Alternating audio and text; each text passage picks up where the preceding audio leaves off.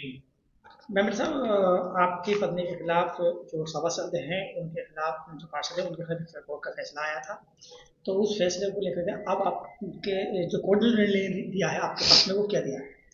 देखिए, जब ये चुनाव हुआ था तो अर्शी की तरफ से पिटीशन दाखिल हुआ था, रेट दाखिल की थी अर्शी की तरफ से माननीय न्यायालय में मुरादाबाद में ADJ 10 में।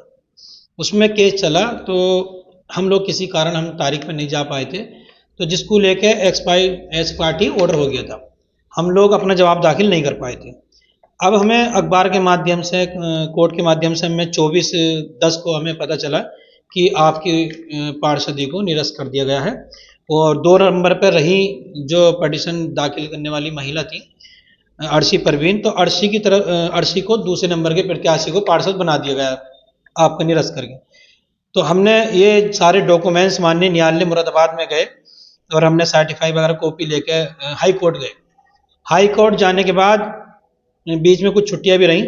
हमारे एक उत्तर प्रदेश के काफ़ी हाई कोर्ट के सीनियर वकील हैं इरशाद अहमद, हमने उनको करा था।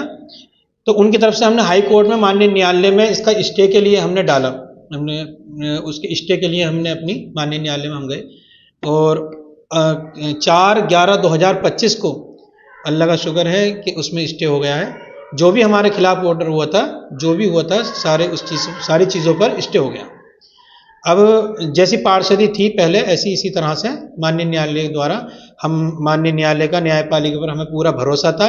हमने पहले भी कहा था और हमें माननीय न्यायालय से इंसाफ मिला और हम दोबारा पार्षद हमारे जैसे थे हम इसी तरह से बहाल कर दिए। हाँ, ये हाई कोर्ट का ये ऑर्डर है हमारे पास। अभी इसको नेट द्वारा निकाला गया, कल 1-2 दिन में हमारा वो ओरिजिनल जो ऑर्डर होता है वो आ जाएगा और हम माननीय न्यायालय में मुरादाबाद में उसको दाखिल कर देंगे।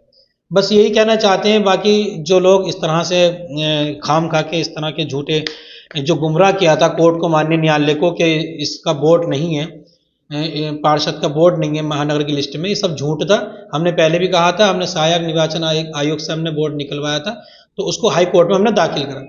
मैं यही कहना चाहता हूं कि देखिए, खाम का किसी को इस तरह परेशान नहीं करना चाहिए। किसी की अपनी और दूसरे सामने वाले की छवि को, खाम का छवि धुंधली नहीं करनी चाहिए।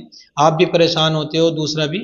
तो इसको देख, अगर आपको किसी भी इंसान को जनप्रतिनिधि बनना है, चाहे वो किसी भी पद पर हो, प्रधान हो, पार्षद हो, तो मैं यही राय दूंगा, उनको सुझाव दूंगा कि आप जनता के बीच में जाएं, जनता के लिए काम करें। जनता के लिए कोई भी अच्छा बुरा वक्त आए जनता का और समाज के लिए खड़े रहें। जब चुनाव आएगा, जब चुनाव लड़ोगे तो जीतोगे, जब किसी का काम मांगोगे। कोर्ट द्वारा जो आपको ऑर्डर दिए गए हैं वो क्या पार्षदी रोकने के लिए दिए हैं उनके, या फिर आपकी पार्षदी रखने दी? हाँ, उन्हीं के ऑर्डर पे स्टे कर दिया गया है। इसका मतलब यही है कि पार्षदी को बहाल कर दिया गया है, जैसे था बिल्कुल सेम टू सेम यह यथास्थिति बनी रहेगी। ठीक है, वो केस तो चल रहा था, खत्म हो गया? नहीं, वो माननीय न्यायालय में चलेगा, उसका जजमेंट होएगा।